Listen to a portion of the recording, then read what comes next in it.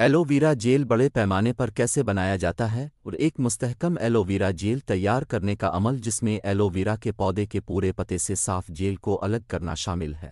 پورے پتے کو پیس کر سیلولوز تحلیل کرنے والے مرکب کے ساتھ ملا کر صاف ایلوویرا جیل فلٹریشن کے کئی مراحل کے ذریعے حاصل کیا جاتا ہے۔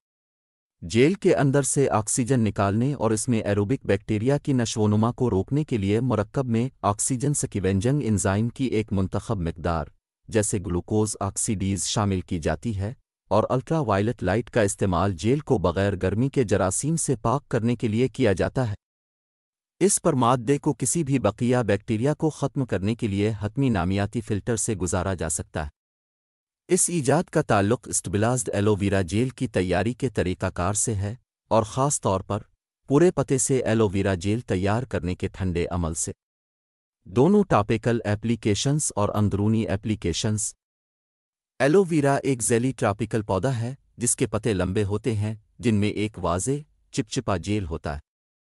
پتوں کو بالوں جیسے مربوط ریشوں کی کثرت کے ذریعے سختی دی جاتی ہے جو پورے پتے میں چلتے ہیں۔ پودا کم از کم 2 دواؤں کے مادوں کا ذریعہ ہے، جس میں ایک پیلے رنگ کا میوکی لوگینس سیال ہوتا ہے جو پتوں کی چھلنی سے ملحق پودے کے پتوں کی بنیاد سے آتا ہے۔ یہ پیلے رنگ کے سیال کو الیفالوئے کے نام سے جانا جاتا ہے، اور پوری تاریخ میں اسے کیتھرٹکس اور دواؤں سے پاک کرنے میں ایک فعال جزو کے طور پر استعمال کیا جاتا رہا۔ دوسرا دواؤں کا مادہ جو ایلوویرا سے آتا ہے وہ صاف جیل ہے جو لمبے پتوں کے جسم کے اندر سے لیا جاتا ہے۔ یہ جیل پوری تاریخ میں اس کے بمز، کیڑوں کے کاٹنے اور دیگر انسانی اور جانوروں کے زخموں پر علاج معالجے کے لیے استعمال ہوتا رہا ہے۔